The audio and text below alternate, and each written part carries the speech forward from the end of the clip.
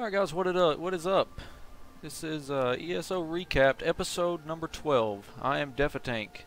You are watching a video series that I've been steadily working on week by week for you guys, giving you the information that you need to know about the Elder Scrolls Online. This video series is brought to you by Great Architect, and for tonight's episode we're going to be going over the 0.181 changes to the PTS. That is a very recent build that just got released out into the PTS. So I'm going to fly through those changes here at the top of the episode, and then I'm going to actually go into Cyrodiil, and I'm going to show you guys the specifics of accessing Cyrodiil and a walkthrough. So the first thing that we're going to get into is, like I said, the 0.181 changes. As some of you know, the past beta weekend you had 0.171 for the beta, if you guys played in the closed beta, and you were not part of the 0.18 build, which had a lot of things that I covered in the last episode of collision and things of that sort. Well, ZeniMax has updated another build on the PTS, in which they have applied these following changes. This is just some of the stuff. This isn't everything, but just trying to hit some of the main points. First is there are numerous quest fixes. Again, they have hit a lot of quests that are still bugged, and they fixed those.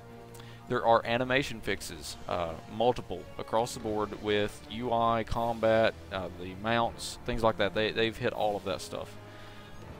The tutorial playthrough on a new character. This is a pretty significant change that's happened. They've made some modifications to the tutorial a little bit in how whenever you pick up a weapon, there is no more racks to where you can select one-handed and sword, two-hander, etc. Now, instead, when you come out of the cell initially, you're going to come across a table that has just a one-handed sword, and that's it. Some people's back and forth on this, but its bottom line is just pick up the sword and go. You're in a rush to get through and get out. You know, you want to get out of Cold Harbor. So I think that's really where they went with that. But the bottom line, one-handed sword is what you pick up, and as you go through the tutorial, you're going to be finding weapons and armor and things like that that will suit you whenever you get into your starting zone.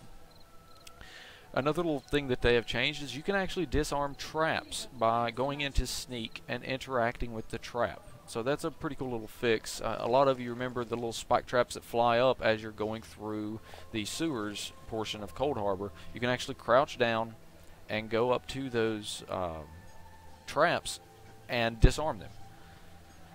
The monsters at Molag Bal, whenever he appears, whenever you go through the door, the prophet's right there in front of you, and then you go up and you fought like this Daedra snake-looking thing before. She's gone now. There's a couple of skeletal archers there that you fight. You kill them off, and then there is a pretty big bone lord type thing that Molag Bal summons, and you kill it.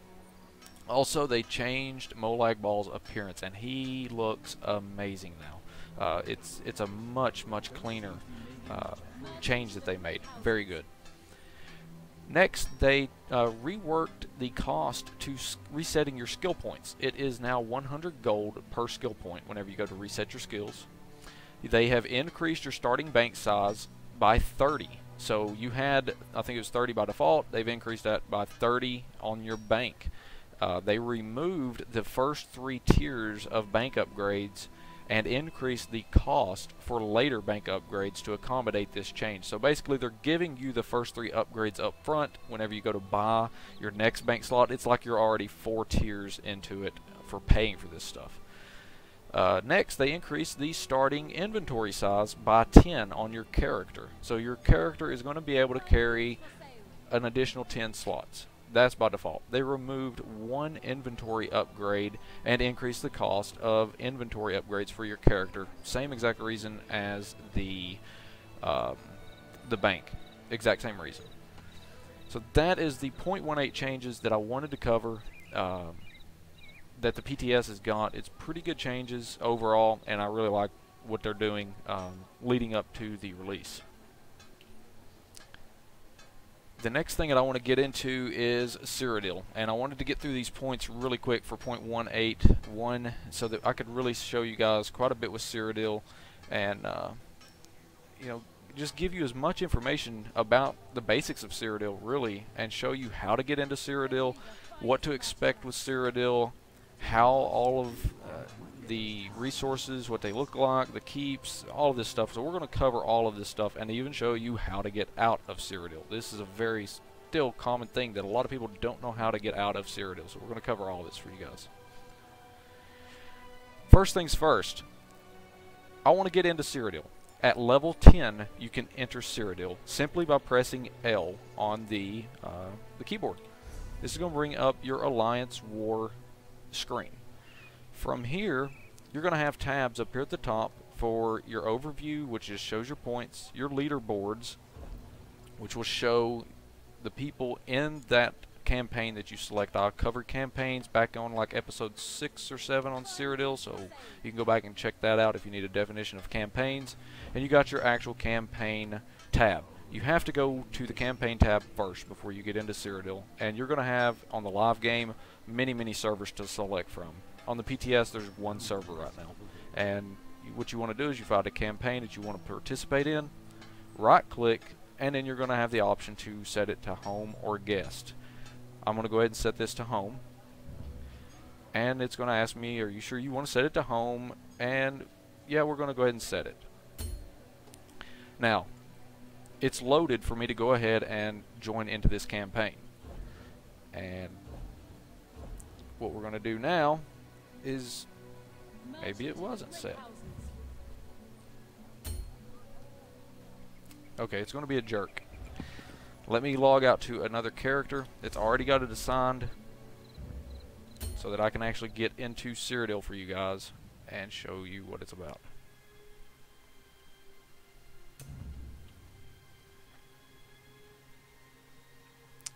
My apologies about it giving us a bug. That is part of live and PTS.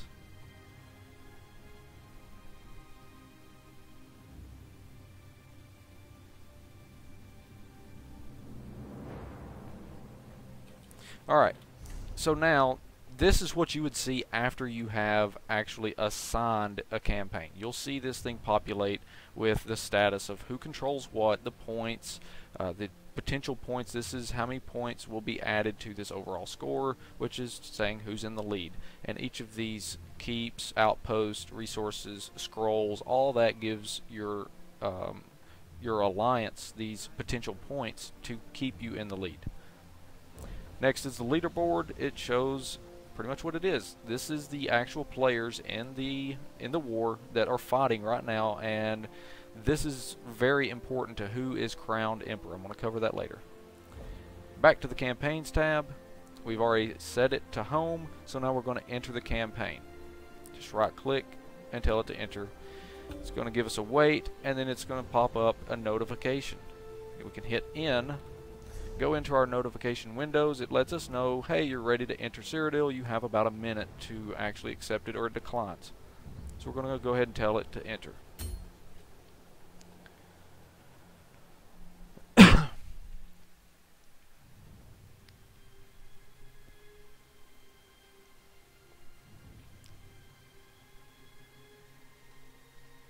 I really wanted to show you guys going through the opening quest because it's pretty neat seeing this opening quest. Now when you load in for the first time, this thing stuck me down in the southern gate. If I'm not mistaken, everybody will arrive at the northern gate initially.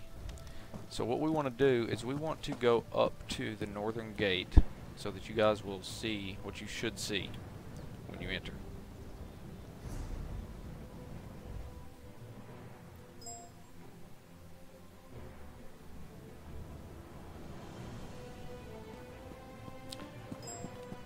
Now when you get into Cyrodiil, if you are at the southern gate, come up here to the northern gate. This person right here, alright? It's different for each alliance, of course. They have different names. You talk to this person, she's going to give you a quest to basically learn Cyrodiil. it's going to have you go around and using siege weapons and things like that just to familiarize yourself using the Transitus Shrines, but that's what I'm doing right now to show you guys how to use this stuff. Over to the side at the northern gate, you're going to have these boards here. There are different types of missions that you can pick up after you've completed your initial quest in Cyrodiil that you get from the person right over there on the side, and you complete all of that. You're going to come back up here. It's going to tell you to pick these missions up off the boards. For instance, this one here is a scouting mission. What scouting missions are is it basically tells you to go to a specific place on the map, and you'll get within a certain range of that location. Like this one says travel to Bloodmane Lumber Mill. Okay, I go to Bloodmane Lumber Mill and I get within a certain range of Bloodmane Lumber Mill. I just press E. It's going to do a little emotion that I'm taking notes on Bloodmane Lumber Mill. It'll complete that quest. I come back to the board and turn it in, and it'll give me alliance points and gold. And then you'll also have some that's like assaulting keeps. This one's for killing players, killing 20 players. One of them's for taking an Elder Scroll. So there are all these quests, and they're going to be the same. You know, you can continue to do these quests and turn them in and keep getting your alliance points. Now, what are alliance points? Greetings, warrior. Your alliance points is what you use at these vendors. This here is one of your siege vendors. If we go into the siege merchant, we're going to see that she has, or he has, a lot of different things for sale, such as flaming oil. This is a piece of a siege of equipment. He's got some soul gems that I can buy for gold. This is alliance points, this green number here. And you get these alliance points by completing quests, taking keeps, which is not a lot, killing players, which is a lot. Various things give you alliance points. And even healing your own teammates, you're going to get alliance points for participation. You can buy these repair kits. The wood door repair kit is to repair the doors on keeps. Masonry repair kit for the walls. You can, use your own gold, or you can use your alliance points to get those. The way that you use them is you simply just quick slot them like a potion. You go up to the appropriate item, whether it be a door or a wall, press Q, and it'll start repairing it. One of these kits repairs a portion of the wall. It takes a lot of people to repair this stuff. Something else that I noted back in episode number 7 was the walls do not rebuild. You tear a wall down, it's going to stay down until your alliance rebuilds it. So this keeps everybody engaged on buying this stuff and rebuilding everything, so the other alliance doesn't come back in and just takes everything back over. You got your ballistas, battering rams. This forward camp is a very great utility. You can only buy it with alliance points, and basically what it does is it sets up a little tent, and you can set it close to an enemy keep, and it allows your alliance for a certain number of people to respawn at that forward camp, so they don't have to run all the way back.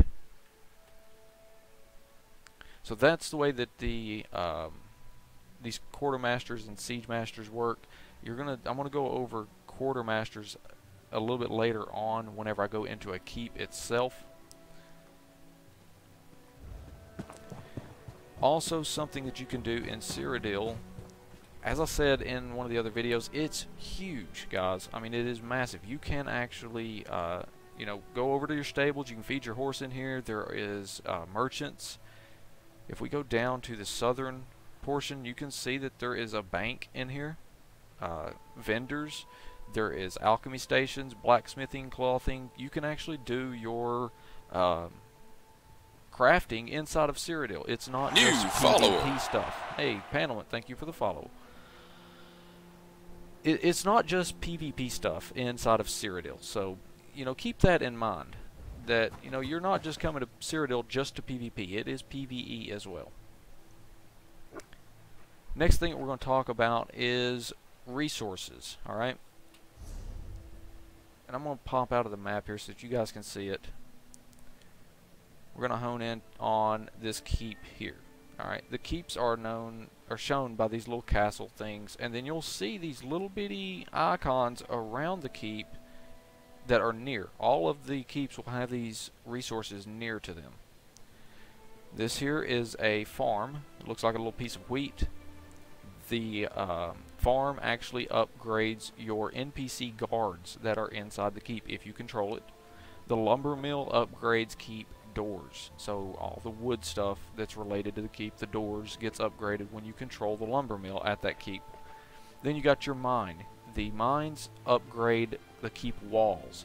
The longer you control these keeps, the longer they will upgrade, and you're going to see that in just a minute on how these things upgrade and what you get for it. You got this little gate up here. This is known as a gate of whatever your Elder Scroll is. For us, this is the Temple of Chim. This is the Elder Scroll location.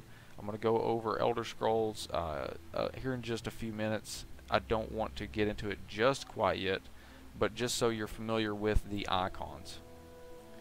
And lastly, another icon you'll see is these little locks. And basically what it means is, for instance, AD could not travel from this keep to Kingcrest Keep. Even if AD controlled Kingcrest Keep, they could not fast travel anywhere in their zone to Kingcrest Keep because of this lock. These locks are intended to keep people from rushing and getting in behind your lines. Now, I fired off stuff about fast travel. You may have seen it earlier in the video.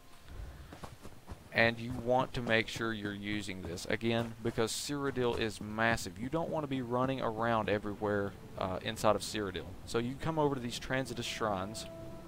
You're going to interact with it. And you're going to see these green lines come up. This is indicating where I can actually fast travel to. Alright, if we manage to take over Blue Road Keep, alright, this turned red. I have connections from our gate out to this keep, alright, and if we was to take over Blue Road Keep, I could not fast travel from Kingcrest Keep down to Blue Road because I do not have Arius Keep as the connection point. These things have got to be connected in order to fast travel. But you can click on any one of these places where it is green and it will instantly take you to that place. So we're going to take off and hit Kingcrest Keep.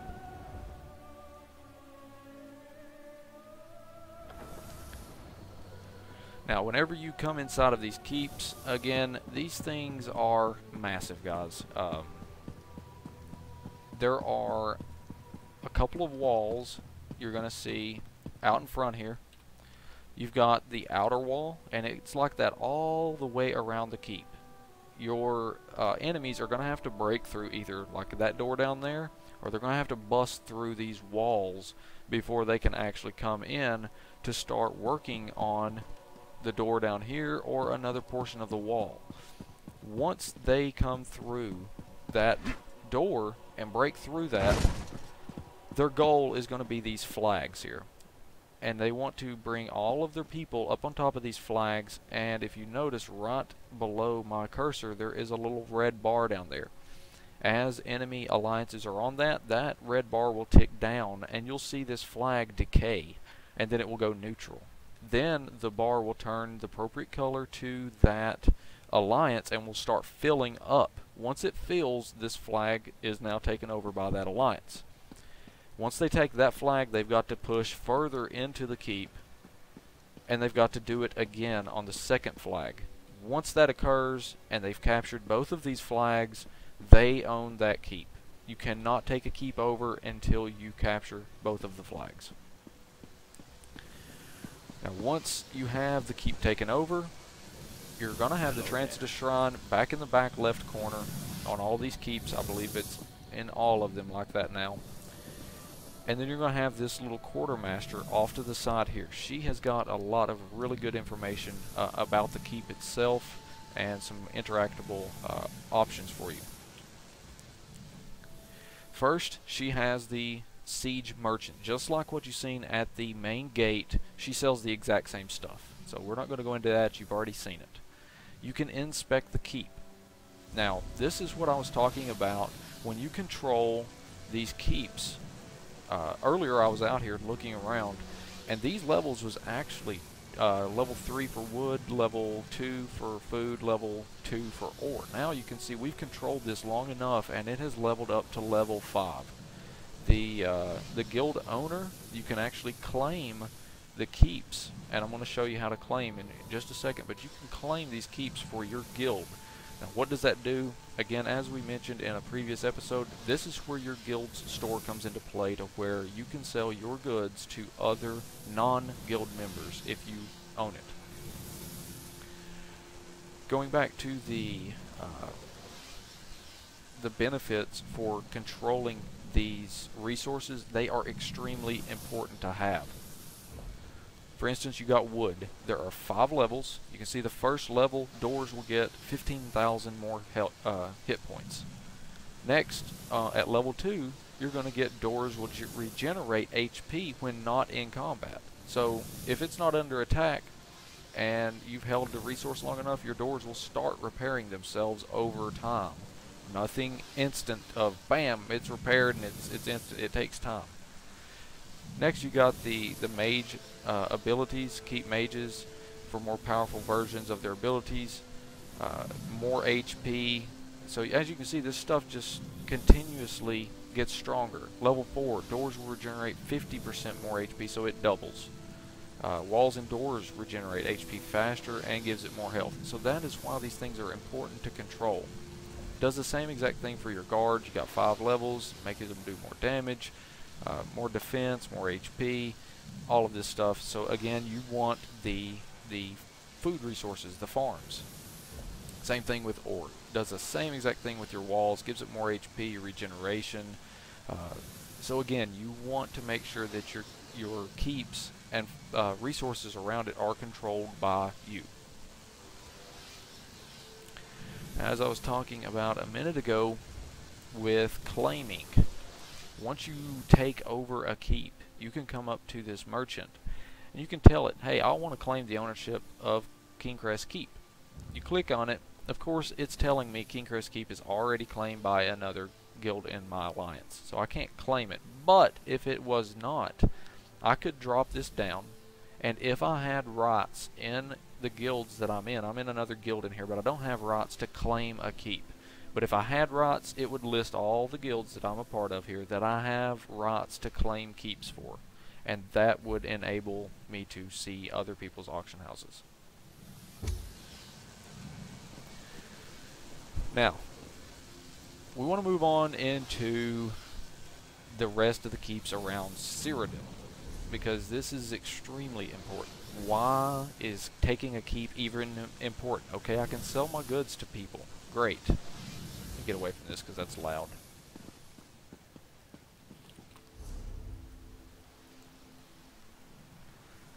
So why in the world would I want to capture any of these keeps? I mean, as you can see, there's a lot of keeps all around here. First, if you go back into your overview, there is a bonus. Alright, these bonuses are massive, guys. Home keep bonus increases experience, alliance points, and gold gain from kills by 5%. That is if you control all of your home keeps. Now, as you start getting into the enemy keeps owned, you're going to see this increases experience, alliance points, and gold gain by 2%. Then you start getting weapon crit and spell crit for controlling 2 keeps. 3 keeps. Now you got another 4%. This stuff stacks. Alright? So now we're at 6% additional, and then if we owned our own stuff, that's another 5, so now we're 11%. This thing is going to continue alternating back and forth as you take more keeps, between giving you more damage, giving you more experience and XP and gold, until you get to the point of, I think it's 30 or 35% XP, alliance points and gold gained, and I think it's 20% crit and spell critical. So it's massive. That is why you want to control this stuff. Next, you've got your Elder Scrolls. Alright, and as I was talking about the Elder Scrolls, you want to control these things because it gives you defensive buffs and offensive buffs for each of them that you control. So you definitely want to be controlling these things. And then lastly, you have Emperorship Alliance bonus. If your alliance has the Emperor, you get +5 max health per character level. So at veteran rank level 1, which is 50, I get 250 extra hit points simply because we have the Emperor on our side. Now, how do I get to be the Emperor? The way that you get Emperor is taking over the 6 keeps around the Imperial City here in this circle. That is how you're going to become the Emperor. This is the Imperial City, and just so you guys know, you cannot access the Imperial City right now. It is overrun by Daedra. If you try to run in there, you're going to die. Bottom line. So you can't get in there right now. But whenever you control all 6 of these keeps around the Imperial City, the player with the highest score on the leaderboards of that alliance becomes Emperor. So let's see. If the Ebonheart Pact managed to go in and take over all 6 keeps, right now, this player, Badel, would become the Emperor of Ebonheart Pact and over Cyrodiil. Alright? He would remain the Emperor until somebody managed to take all 6 of these keeps away from us. If we manage to hang on to at least one of those 6 keeps, Badel would stay the Emperor. So if we lose all of these except Chalman Keep, and then DC and AD starts pushing on Chalman, alright, and then we manage to go down here and take over Blue Road, which it's not an easy task to go take over a keep, but just saying, you know, if we was working on that trying to take it back, we managed to take over Blue Road before they took over Chalman, we would still have the Emperor because we would control at least one keep. But the second that you lose all 6 keeps, the Emperor's dethroned. That does not mean another Emperor is crowned whenever that happens. It just means that an Emperor is dethroned. No other Emperor will come about until an alliance takes over all 6 of these keeps again. You get a skill line for that Emperor. It's going to be for just your character, alright? That you're going to get this skill line for being the Emperor. That's the only way that you can get that skill line, is to become the Emperor. It's going to be very massive. Whenever you are the leading, currently crowned Emperor, your skills are ridiculous. It's like you're doing 300% extra damage with stuff, and you have ridiculous amounts of ultimate building. The skill lines are crazy whenever you're the Emperor and you have those passives. They are passive abilities, so you put points into them, they're going to keep ticking. And if you're crowned, you are just a beast. Now, if you're decrowned for being Emperor, you still maintain the lines, okay? You do not lose the Emperor skill line. Instead, what happens is all of those skills are toned back, and they are lowered to an appropriate level. It's great to have all those bonuses anyways, but you're not a god rolling around on the battlefield, basically. Now, the last thing that I'm going to talk about before I get into how to leave Cyrodiil is the gates that I mentioned up here at the top, and taking Elder Scrolls. The way that this works is, right now, this gate is closed. Granted, we don't even have the Elder Scroll, but if it was sitting up there, this gate leading up is closed. Nobody can get into it. There is a wall. As you can see, it runs all the way down and protects this thing, and then it's mountains. They cannot get into this place without going through this gate. So how do they get it open? If we lose Kingcrest Keep, that will open the gate of Chim. Once that gate is open, they are free to run into the area of Scroll Temple of Chim. They could go in there and pick up the Elder Scroll right off of its platform and take off with it. And once they get that Elder Scroll, they got to get back out, run that Elder Scroll all the way back to one of their keeps back in here and plant it. Once they plant it, they get the benefits for that scroll. And that is exactly the way it works for taking Elder Scrolls. It works on both sides. So if they wanted this Elder Scroll down here, they'd have to take Farragut Keep, open the gate, run in and run up, grab it, and then come back out and run all the way down and plant it at one of their keeps. So hopefully that clears that up. Now the last thing that we're going to cover is leaving Cyrodiil. Alright, you've been in here and you have just wore this thing out and you're ready to leave. You want to jump back to either the north or the southern gate. Either one is fine. Both of them have the way shrines. You're going to come back to the back wall. There is a little hut back here.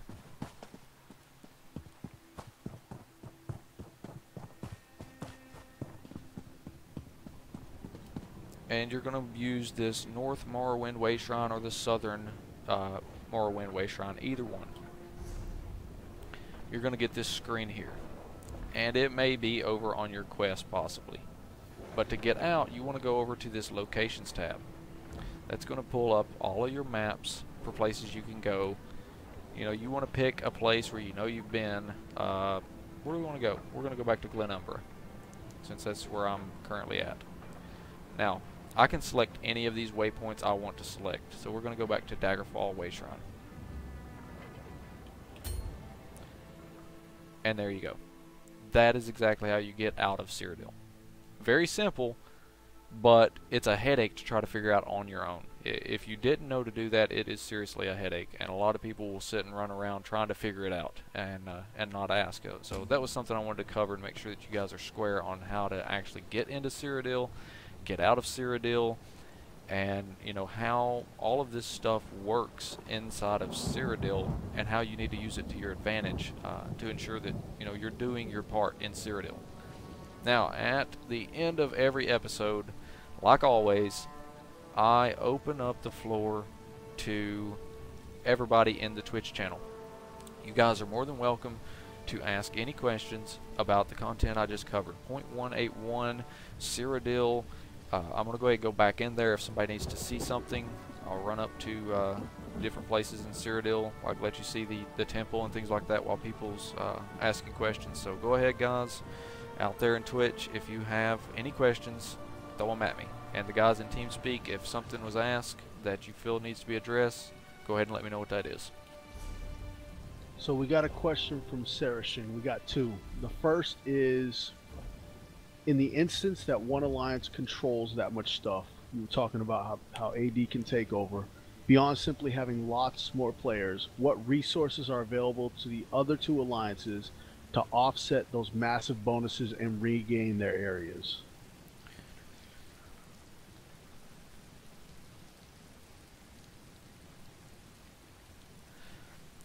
There is actually a buff that is bestowed on the people. It's like an underdog buff or something like that. Let me get back in here. That is one mechanic that does help balance out, you know, if somebody controls all of the keeps. One big thing that really hurts an alliance whenever they control all of the keeps is the simple fact that inside of these instances, it's going to cap. There's a soft cap and a hard cap. I don't know what the exact numbers are. The last thing that I remember hearing was 1,500, 2,000-ish inside of Cyrodiil. So is that like 500 people a piece or something? I believe those are hard cap numbers too. Bottom line is, alliances cannot just keep throwing bodies and just overwhelm people because they have more people. I am pretty certain it has been stated that the system will look at the amount of players in Cyrodiil for each alliance, and it will soft cap accordingly. So if DC has only got like 200 people, I'm pretty sure that soft cap comes down on the other alliances and only allows so many people in at that point and adjust appropriately until DC starts having more people come in and it balances out. Once we get into the live session, there's going to be a lot of instances out there, but I don't think there's going to be hundreds of thousands of these things. We might see a couple hundred, maybe. I don't know how many they're looking at doing, but I think that everybody's going to be very well balanced whenever it comes to number of people in there, and you're not going to be just overrun like what you're seeing in the PTS. Everybody on the PTS is role AD, and they control everything all the time. And then the second question kind of goes along with that, but I'll put it out there. It says it seems single-sided if one alliance has more people and takes up all those bonuses. I'm guessing in direct reference to the Elder Scroll bonuses.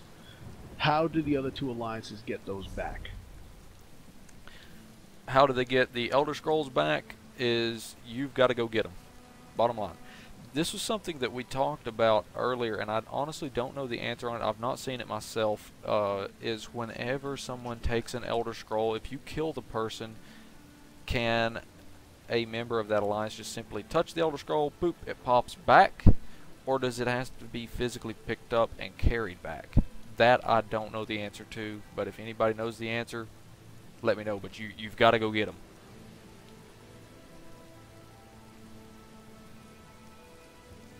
Josar6882 has a question. What are your suggestions or stat allocation for PvP? For example, I have seen some maxing Stam or maxing Magicka. Honestly, it really is going to come down to your personal playstyle of how you play your character. Don't try to do what everybody else is doing. You really need to pay attention to your skills and how you want to play the game and how you're utilizing your resources in combat.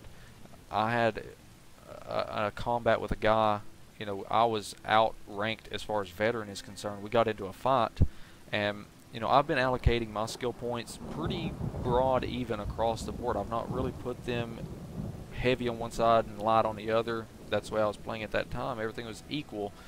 And because I knew how I was trying to play my character and when I should block and dodge and things like that and when to use my CC abilities, I was actually able to overcome this veteran rank guy while I was actually fighting. So that is my biggest suggestion, is pay attention to where you feel you need more stat points. If you feel that you're just running through your mana really quick because you're using a lot of Magicka intensive abilities, I would say you probably may want to consider putting more points into it, or looking at your gear and picking up some abilities that may reduce Magicka cost of abilities or give you a bigger Magicka pool.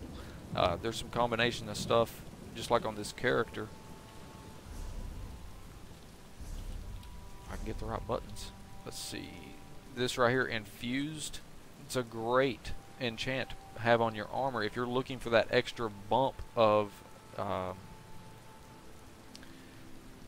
stamina or Magicka or whatever. You can put Infused on it. Increases the armor enchant effect by 8%. So, you know, I pick up an enchant that has something on it. Infused is going to bump that armor enchant on up a little bit higher. So if you're needing that extra boost, you know, that's another avenue to explore. And you just really have to look at all of the options that are available out there. Saracen has some follow-ups. Let's see, just to follow up on what you said for clarity, there is a hard cap for each alliance, so the underdog alliances can match the stronger realm in numbers. Yes, there is a hard cap for each alliance itself. And like I said, I'm pretty certain the system will balance itself with soft caps if the other alliances are very underdogged. I know that was something that was talked about. I've not heard it talked about since then. Then he goes on to say, or is it a cap on the zone, and whoever comes first can take those slots, allowing those bigger realms to still bring more people. I don't think the system's going to be kicking people out, and I think that that's really what causes this underdog thing to kick in and really boost people up, is whenever that happens. If you have a lot of people in AD that is fighting, and then DC decides, well, we're done because we're getting just our ass handed to us, and then everybody just leaves, now there's nobody on AD. It's not going to go, or on DC now, it's not going to go through and just start kicking people out of AD. Real quick, I just want to clarify something. I don't want Double giving false information. He doesn't. I don't think he has uh, experience with this. But somebody asked, wondering, can you use siege weapons to break the gate to get the Elder Scroll instead of taking the keep? The keep is specifically related to that gate. That gate only opens if you have the keep right in front of it. Point of clarity. Yeah, yeah. I don't believe you can damage those walls that is protecting the Elder Scroll. You have got to take that keep. You've got to open the gate before you can get through. Yeah, he's not talking about the gates at the keeps itself, Double. He's talking about a completely different gate. Huh, interesting. I was told otherwise. I was told you can take the scroll without taking the keep. No, because the gate closes and you can't get anybody back there anymore. Right. If you take the keep.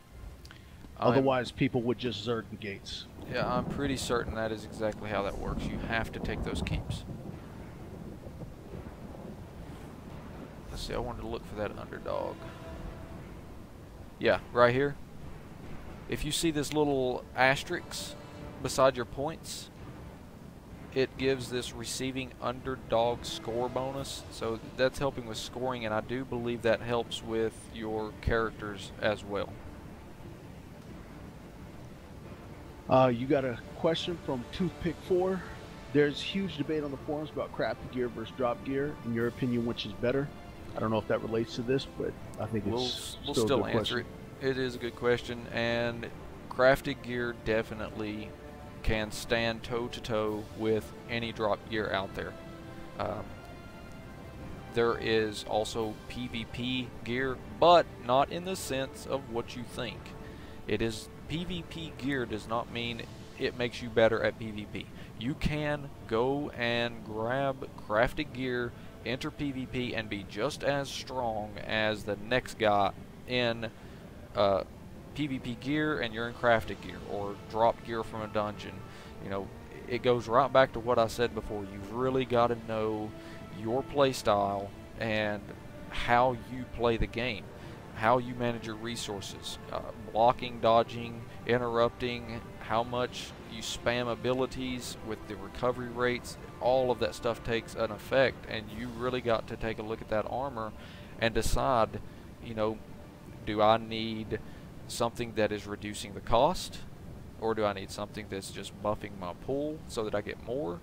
You know, you could run into some issue where something's draining your magicka. I mean, it's out there that they hit you and it drains magicka.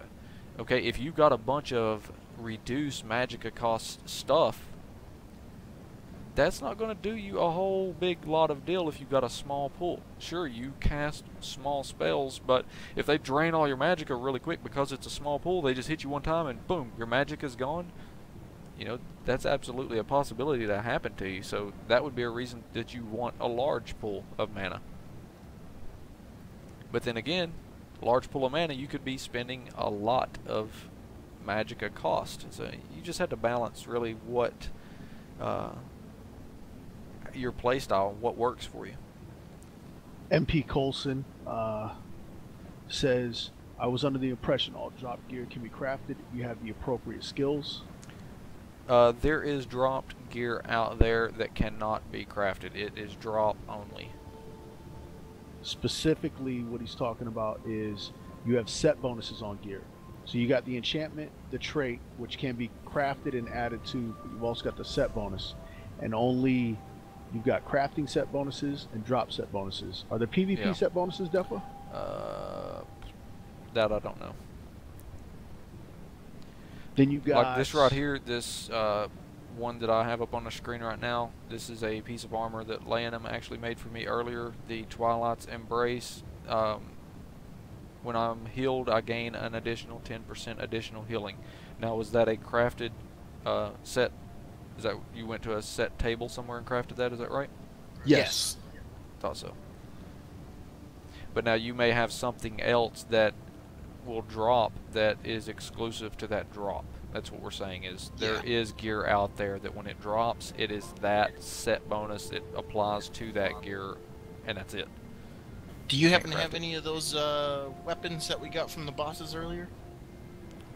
I know we picked up I've a got couple. Nightmare, but it doesn't have a set bonus on it. No, it doesn't have a set bonus, but that's, like, for instance, that's one of the weapons that can drop from bosses that cannot be crafted. Right. You got another question from Saracen. This is going to be an easy question. Is there any type of resiliency stat for PvP gear? Most games have migrated to some type of system that prevents endgame raiders from joining PvP for the first time and being overly effective. Usually they lack the resiliency to be there and die easily. To my knowledge, there is nothing with resilience. Your resilience is blocking and dodging and paying attention to combat. Well, you know, and 90% of this game is not about the stats. It's more or less about how you play your character. Because, Yes. you know, like I said, I have a veteran rank 3 Templar, and I'll go into level 20 dungeons and still get my butt kicked.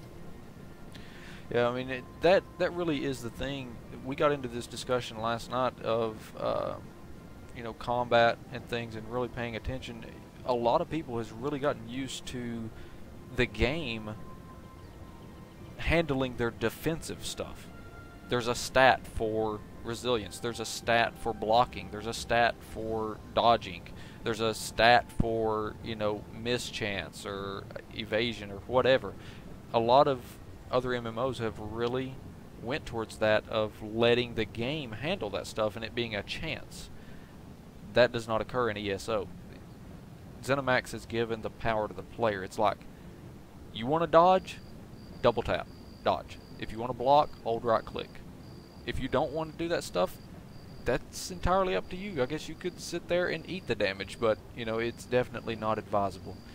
Many people, once they get a hold of playing this game and understanding how it's played, and they get out of the mindset of, you know, just the throwing bodies at stuff to kill it and zerging everything, they're going to see that the resources really do matter. Resource management is huge. You got to keep an eye on that stuff. You got to do defensive just as much as offensive, and defensive stuff plays a huge role in being able to overcome something. You take a massive power attack from something, that could seriously mean death for you very easily.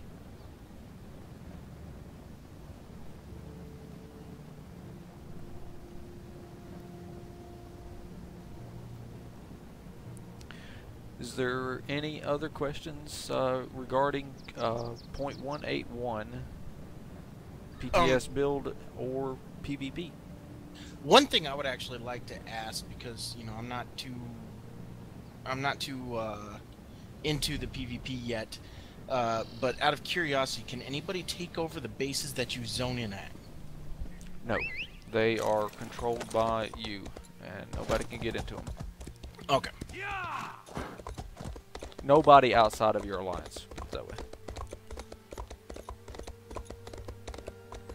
I did want to go up here and show everybody one of the Elder Scroll locations. That's it, right off there in the distance. And it's easily accessible on the back end of things for us. But, you know, like what he was saying, can you go in and take over someone's place? No, it's all protected by walls. Or starting place, I guess.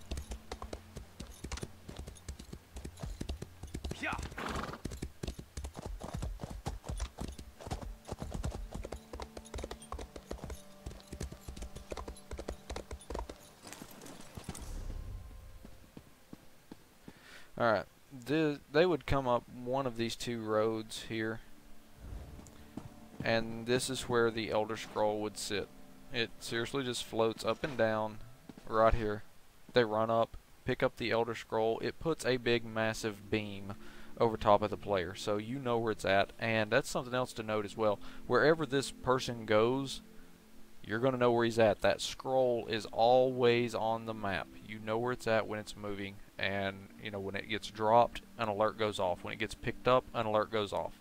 And the gates, when they get opened, an alert goes off. When they're closed, an alert goes off. So that's all really good information as well.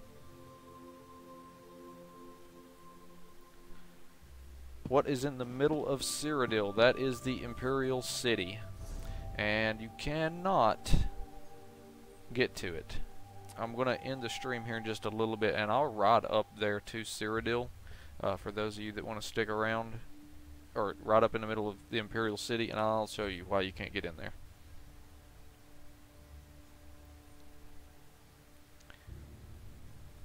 Alright. What is the Imperial City?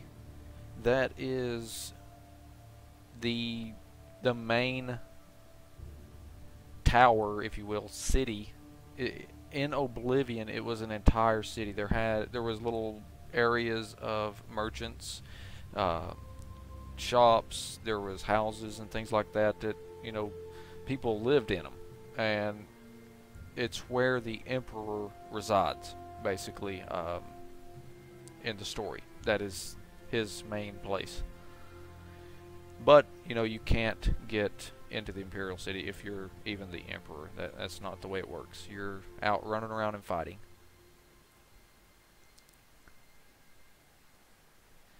Alright, if there is no more questions for ESO Recapped episode number 12, I'm going to go ahead and shut the stream down for just a couple seconds. That way that everything can close out, get recorded, so that I can send it up the line to my YouTube channel for a replay. If anybody missed it, they can go back and get all that information. I'll have the timestamps up on the episode as well to make it easy to watch. And then I'm going to bring the stream right back up. We're going to keep playing the Elder Scrolls Online, doing some PTS stuff, showing you guys, a little bit more about Cyrodiil, running around in here, and who knows what we'll get into next. But you guys are still more than welcome to ask questions, and we'll give you some answers. Alright, that's going to wrap it up for episode number 12.